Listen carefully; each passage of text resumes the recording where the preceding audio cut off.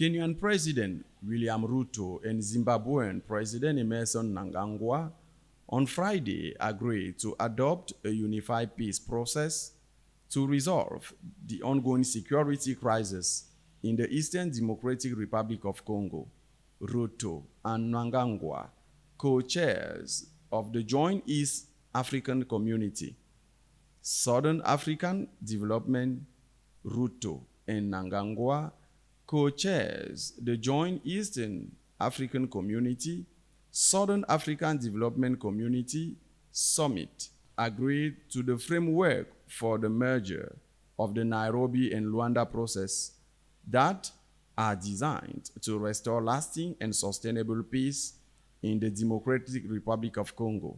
Ruto said in the Kenyan capital of Nairobi that the African Union, SADC, and EAC are committed to silencing the guns and ending the decades-long conflict in the Eastern Democratic Republic of Congo through a well-structured collaboration. We have an opportunity as Africa and with the participation of the international community to provide the necessary mechanisms for the resolution of the challenges that we have in the Eastern Democratic Republic of Congo, he said during the joint EAC-CADC co-chairs meeting with the panel of facilitators on the restoration of peace and stability in the Eastern Democratic Republic of Congo. To this end, we call for the urgent merger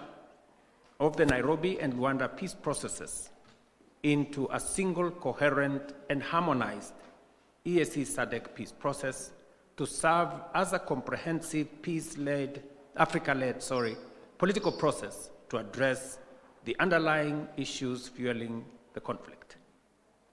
This was subsequent also to the decision of the summit of the African Union to merge the Luanda process, which was largely under the AU, and the EAC-SADC process into one coherent process that would help us resolve the matters in Eastern DRC. Ruto noted that the Nairobi meeting resolved to create a coherent mechanism for mobilizing resources and coordinating well-meaning efforts, adding that the African process is not a conflict with other peace efforts on the Eastern Democratic Republic of Congo, namely the Doha and Washington initiatives.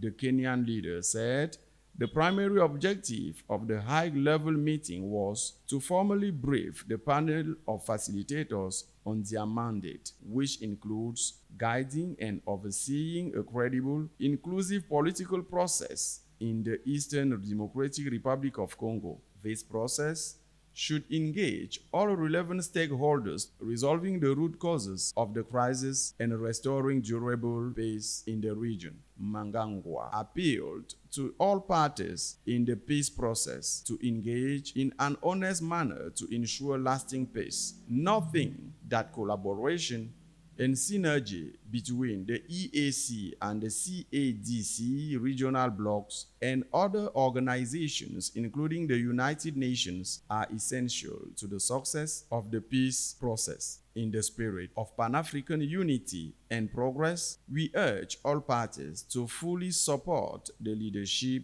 of our esteemed facilitators and to engage in honest, inclusive, and constructive dialogues, he said.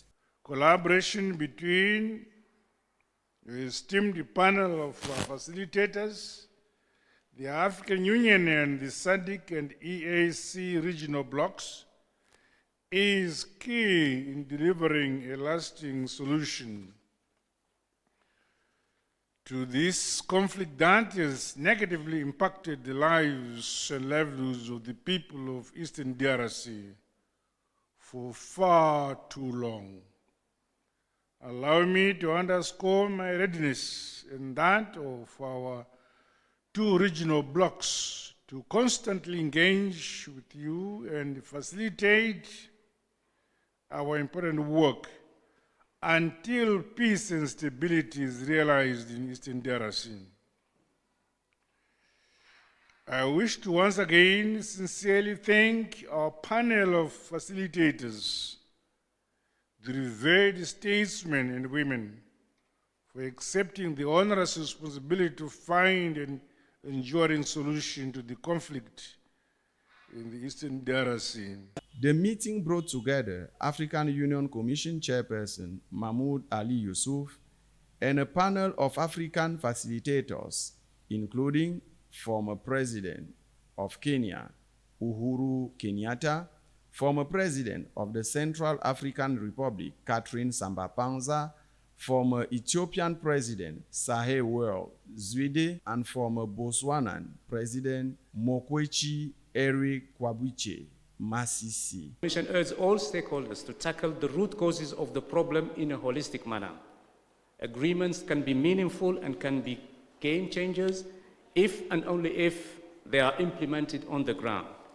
It takes courage and wisdom to seek compromise when tough decisions are needed, and I'm convinced that our leaders in the region can make it happen. The African Union Commission and the Peace and Security Council and the African Union mediator are fully committed to accompany the process.